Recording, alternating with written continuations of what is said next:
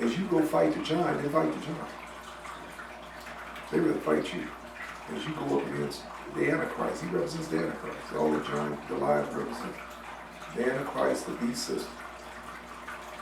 He embodies them with the blasphemy and everything.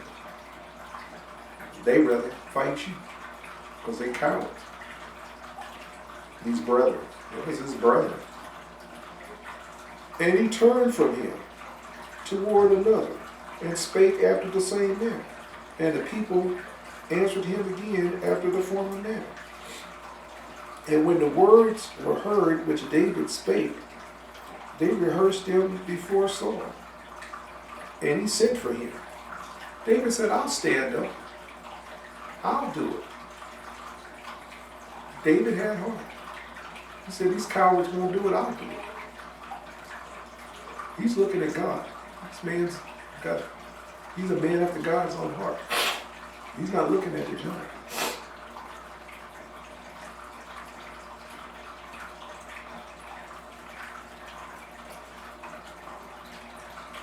And the cowardly king is sending for David. And when the words were heard, which David spake, they rehearsed him before Saul.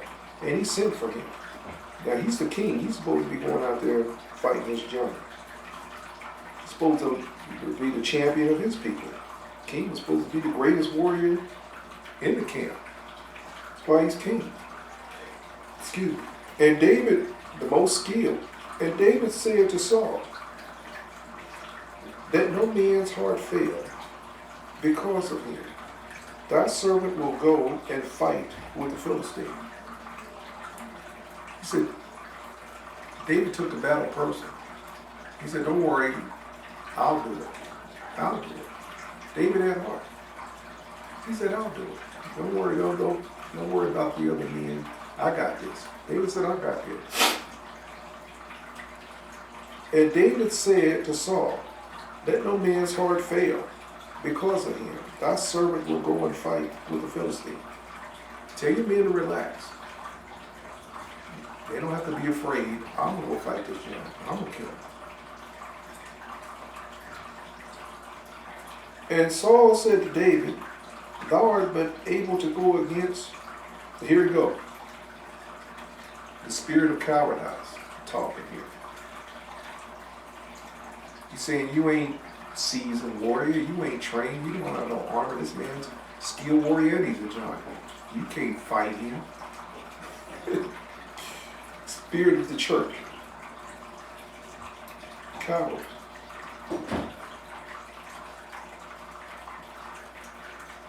And Saul said to David, thou art not able to go against the Philistine to fight with him, for thou art but a youth, and he a man of war from his youth. This man has been fighting and warring since he was a child.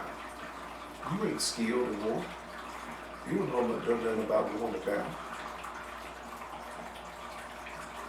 See all the negatives, all the pessimism that David has to listen to from this coward. That's a coward quote.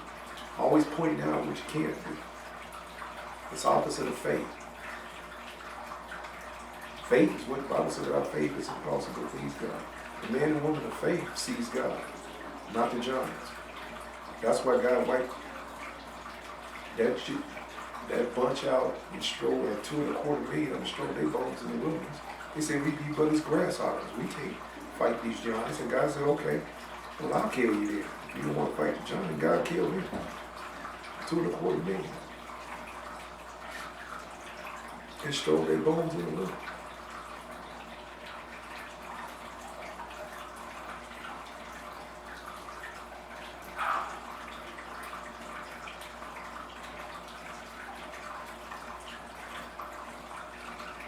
He's pointing out all the negatives of why he can't fight. Trying to cripple David before he even going to fight. Get him to see a coward try to convince you to be a coward like him. It's like a disease. Cowardice. It's pervasive. It spreads. It's like this so-called coronavirus.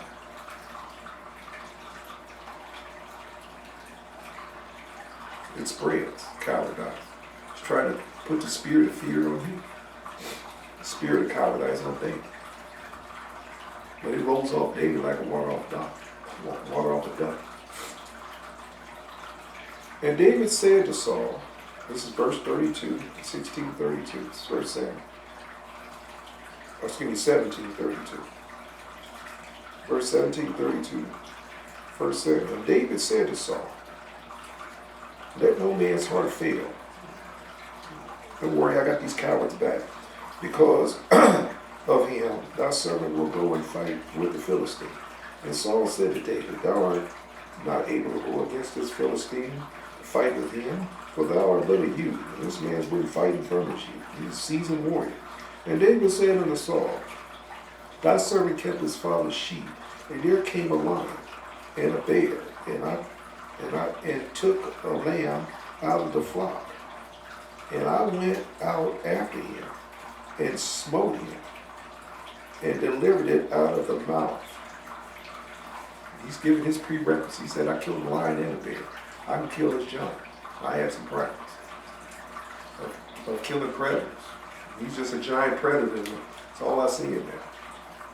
This is David giving his prerequisites why he should go to war. Giving his resume. He's giving Saul his resume. I killed a lion and a bear. That's my resume. I can kill him. It's about heart. I mean, what would you rather fight, a lion or fight the lion? Ask yourself. Or a bear. Either one. A bear can cut you in half with his claws. Literally. And forget I think a bear possesses one of the most powerful PSI bites. I know he's up there in the top tier. I think the saltwater crocodile is 5,000 PSIs. And I think the bear, somewhere around 2,500, which still can crush a bowling ball. And David took him on a lion too. And I went out after him, and smote him, and delivered it out of his mouth. David's a shepherd with heart. Don't forget he's a shepherd. He saved the lamb. And when he arose against me, I caught him by his beard, and smote him, and slew him. Grabbed the lion by his mane, and killed him. This man went hand-to-hand combat with the lion.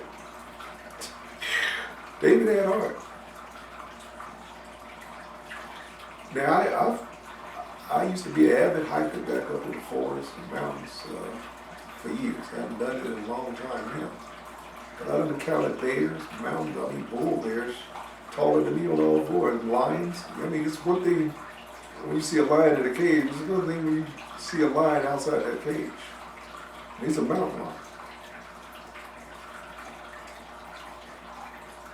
And I guess the lion saw my angel that was with me and took to growl at me and took off running. But that's the point of me. David had heart. Wasn't afraid of anything. Thy servant slew both the lion and he killed him, and the bear. And this uncircumcised Philistine shall be as one of them. David's speaking faith. Hadn't even stepped on the battlefield yet, but said, I'm going to kill him too. Like I killed the bear and the lion. David had heart. I think I'll write a song. He wrote a song in years, many years. I think I'll write it. David had heart. Somebody probably jacked me for me while I get around to let the cat out the bag. Thy servant slew both the lion and the bear, and the uncircumcised Philistine, and he shall be one as them, seeing ye have defied the armies of the living God. David said, moreover, the Lord that delivers me out of the paw of the lion. See, you give God credit. Like I gave God credit for delivering me from the bull bear that was taller than me. I'm face to face and the lion. Boy, face to face with both of them. I had a weapon on me, but you don't put faith in weapons when you in a situation like that, or when you do what you have to do. I mean, I was prepared to fight, but obviously the angel of the Lord was with me. Ran them both off. But the point of making, he fought and killed.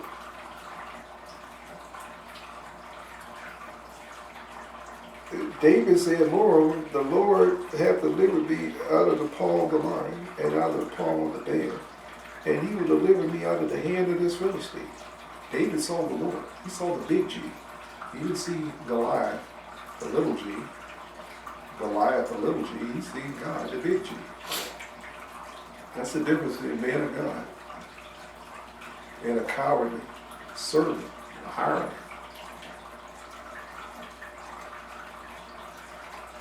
In the church world. David said, Lord, the Lord will deliver me out of the paw of the lion and out of the paw of the bear. He will deliver me out of the hand of the Philistine. And Saul said unto him, David, go, and the Lord be with thee. And Saul armed David with his arm. Pay close attention, man. And he put on the helmet of brass upon his head. And he armed him with the coat of mail. So he got David dressed up. Saul, instead of him taking his armor and going out there and fighting the giant himself, he's giving away his armor to another man, paying him off as a mercenary to do his bidding for him, the cowardly king. So,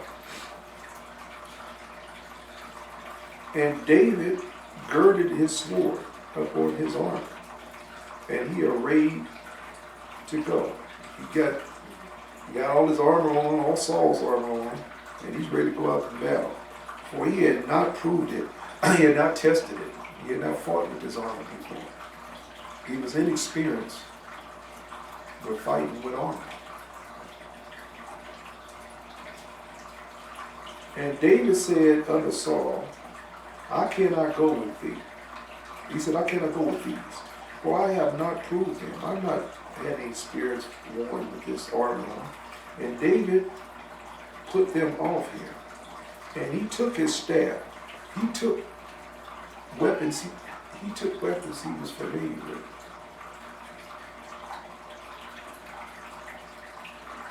He used weapons he was familiar with. He was familiar with his staff. And he was an expert with those rocks. And he took his staff in his hand and chose him 5 smooth stones. You know why he chose 5 smooth stones? Because because Goliath had 4 other brothers. It was 5 giants beside himself. Out of the brook. And put them in a shepherd's bag, which he had even a scrip. And his sling was in his hand. And he drew near to the Philistine. He's coming up against this giant with a shepherd's staff and 5 rocks in a sling. Picture it. This is what he's going to war with. But it doesn't matter what you're going to war with if God's with you. It doesn't matter what instrument or weapons you have. The battle's the Lord's. It's the point that you're going to make.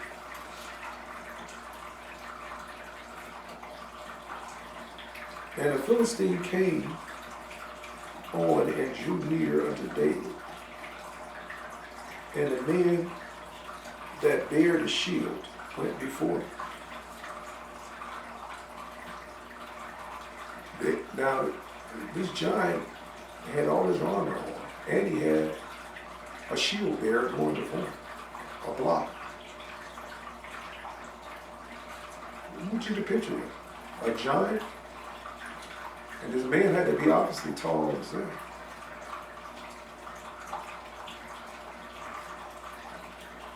And I'm sure the giant probably crouched behind his shield bearer with his weapons, and he coming at David. And the Philistine came and drew near to David, and the man that bare the shield went before him. And when the Philistines looked about and saw David, he disdained him.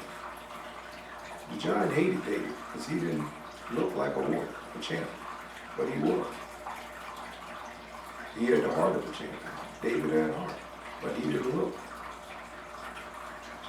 qualified to this giant, this man of war, this seasoned warrior to fight him. It was an insult to you. And the armor that David had was an insult. You know, he had a staff and stones. This is an insult. And when the Philistine looked about and saw David, he disdained him, hated David, for he was but a youth and ruddy. David was red hair, red face, like Irish freckles. Looked like a Cupid. And a fair countenance. And the Philistine said unto David, am I a dog? This man's a seasoned warrior. He said, am I a dog? You coming up against me with sticks and stones? You got to picture this, with flesh and blood on it. And the Philistine said to David, am I a dog that thou comest to me with staves and sticks? And the Philistine cursed David by his gods. His demon possessed giant cursed him. Remember, this is spiritual warfare. This man represents Antichrist, and the spirit of Antichrist. He's possessed. It's a very powerful demon possessed. And the Philistine said unto David, come to me, and I will give thy flesh unto the fowls of the air, and to the beasts of the field. He said, I'm going to make you carry on big foods. You're going to be food for the vultures and for the beasts of the field. Then said David to the Philistine, thou comest to me with a sword, and with a spear, and with a shield. But I come to thee in the name of the Lord. This is my weapon. This is my defense. This is all I need against you. The Lord is fighting my battles, but I'm here. I'll take a lesson. Take a lesson from David, you cowards. David had his armor that he had, his staff, his stone, that was his armor. But he had the Lord with him, but he was still doing battle against this giant. He wouldn't hide behind a rock. Like Saul represents the cowardly church, said, give him God, give him God. You get him. He was on the battlefield doing that. He was a warrior. I want you to pay close attention to what a real warrior looks like.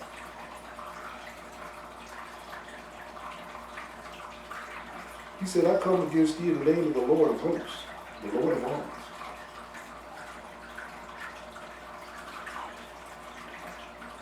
The God of armies of Israel, which thou hast defied. You see, to be you defied God's army, you insulted God, you insulted me. David's a warrior. This day will the Lord deliver thee into my hand, and I will smite thee. David's telling him what I'm going to do to him. For 40 days, he's been telling the armies of Israel what he's going to do to them. As the cowards represent Saul, the coward of the church. He hid behind a rock. David come on the scene and said, this is what I'm going to do to you. I'm going to take your head off. David's a warrior. David had heart.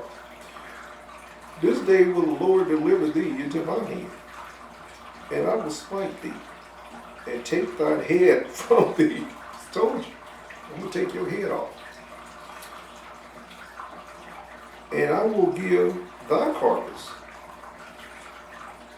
I'm going to give your carcass to the host of the Philistines this day, and unto the fowls of the air, and to the wild beasts, and to the earth, that all the earth may know that there is a God of Israel. David representing God to the fullest. He's representing the big G to the fullest. David had all. And all the assembly shall know that the Lord saveth, not with sword and spear, not with arms, not about weapons. It's about the Lord. It's not about material experience and weaponry. It's about the Lord. The Lord is going to battle, but we have to battle. You have to make an effort. You have to get out of your foxhole. David was out of his foxhole as a cowardly king and his cowardly men stayed in the foxhole. David was out there on the battlefield warring against this giant that in the natural outmatched him in every way, shape, and form you can imagine. In natural odds, he had no chance. The giant squashed him like a flea. But David saw God that made, the big G made David a bigger giant than the giant. I want you to pay close attention. I saw that one.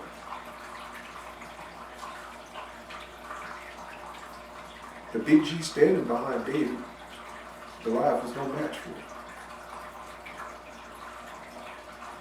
In the assembly, he said the church, and the church shall know. Represents David's lineage. The assembly represents the church. The Old Testament church shall know that the Lord of God saveth not with sword and spear, for the battle is the Lord's, and he will give you into my hands. He delivered me already. You're like a baby with a rattle on this battlefield with me going. That's how David looked at it, with the Lord standing behind him. And you're elders. And it came to pass, when the Philistines arose and came and drew nigh to meet David, that David hastened and ran toward the army to meet the Philistine. David ran, didn't hesitate. Action. David was Action Jackson. That's what God's looking for. David ran toward him. David didn't walk, didn't slaughter him.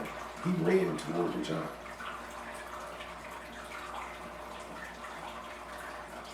And David put his hand in his bag and took thence a stone and slang it and smote the Philistine in the forehead. Killed the Philistine. Well, he at least knocked him out pretty good. If not killed him. Just said the Philistine fell. And smote the Philistine in the forehead, that the stone sunk into his head. I say that kill you myself. It's like a bullet going through your head. Like being shot in the head with a bullet. And the stone sunk into his forehead, and he fell upon the face of the earth. But David gonna make sure he's dead. Watch what David did.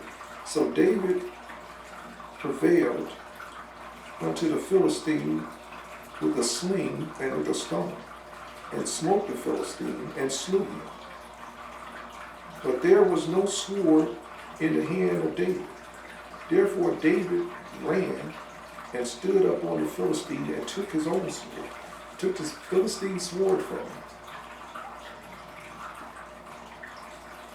and drew it out of the sheath thereof, and slew him, and cut off the head thereof. He cut this giant's heads off. They cut off the head thereof. And when the Philistines saw their champion was dead, they fled, they ran. It's like being in a game. You take out the game leader, the game runs. Because he's supposed to be the toughest of all of them. So if you take him out, the rest run. David had heart. He took that bully giant out, chopped his head off with his sword, killed him, ran around with his head as a display. I'm not going to show that part, but that's what he did. You can read the rest for yourself. Where he took the head and ran around with holding that head up as a trophy. This is the real men and women of God in the Bible. This is a war book. Not the cowardly crap you see in today's church. They take it to the enemy. David ran and took it to him. Ran to him. Didn't walk, didn't saw him, ran up on him and killed him.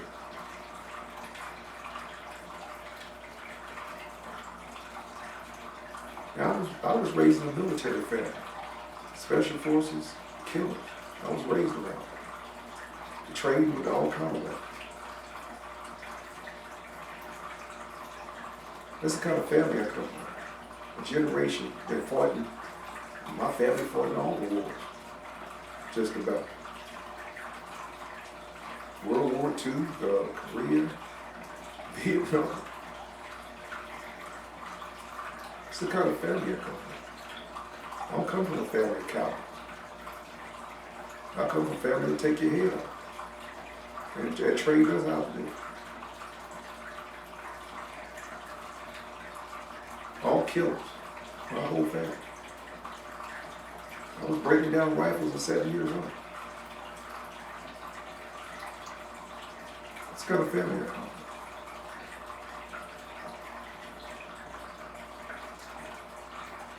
from. I was an expert shot at 13, Marks.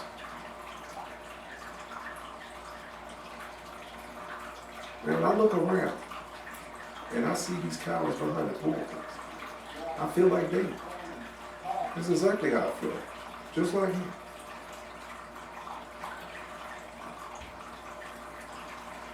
Yeah. We're to be warriors. God called us to be warriors.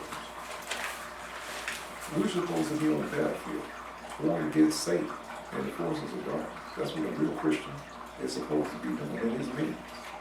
Taking it to him. Not hiding in a foxhole.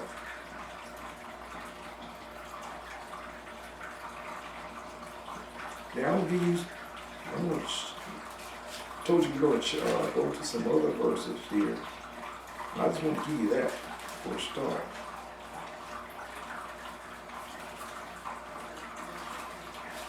To show you the heart of David. Now, as a church, we're supposed to be resisting the Antichrist. That's what we're supposed to be doing. Pushing back the spirit of the Antichrist. And I kind of went longer than I would, but I'm going to give you some verses. That's Psalms 2. We're going to go to Psalms 2. I'm going to speed drill this now. So I went over what I wanted to do. But I wanted to drill that home with David, the heart of David.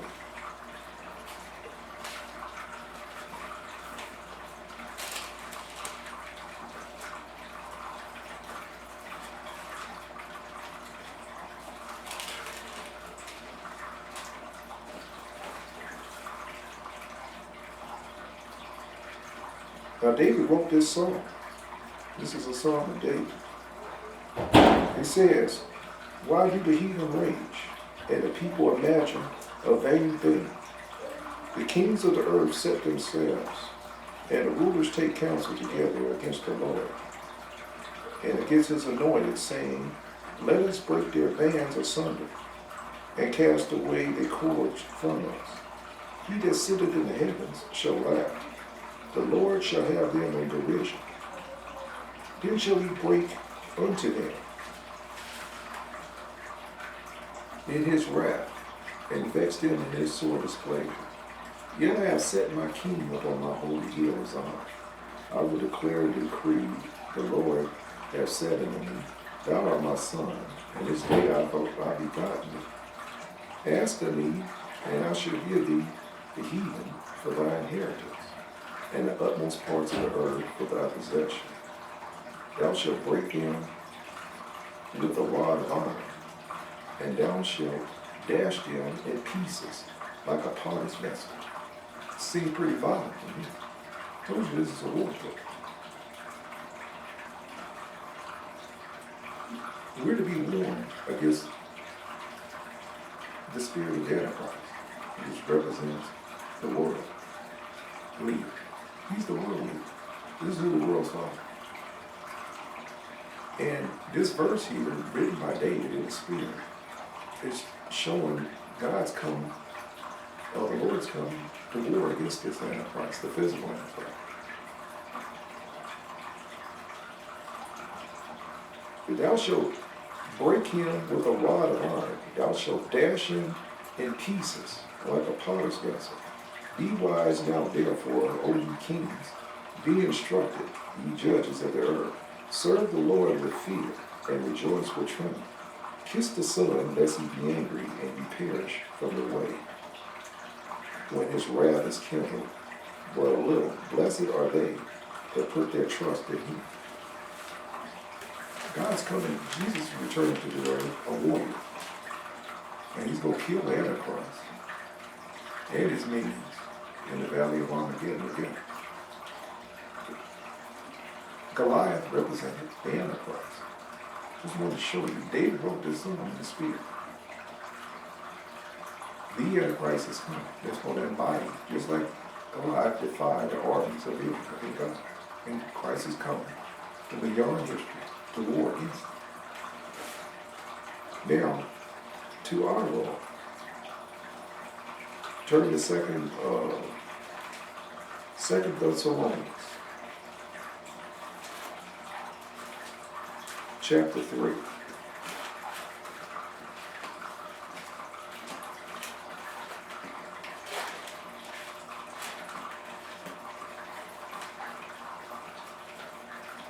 Second Thessalonians.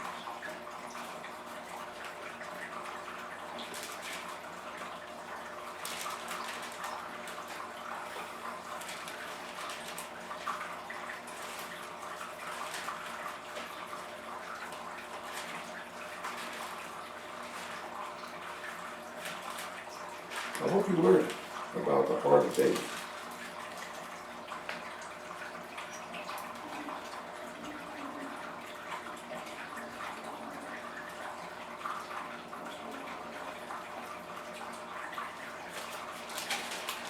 One second.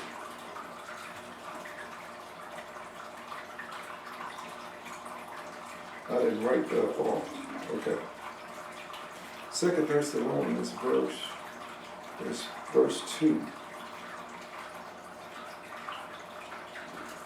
Chapter 7. Second Thessalonians 2:7. For the mystery of iniquity doth already work. Only he who now liveth will let until he be taken out.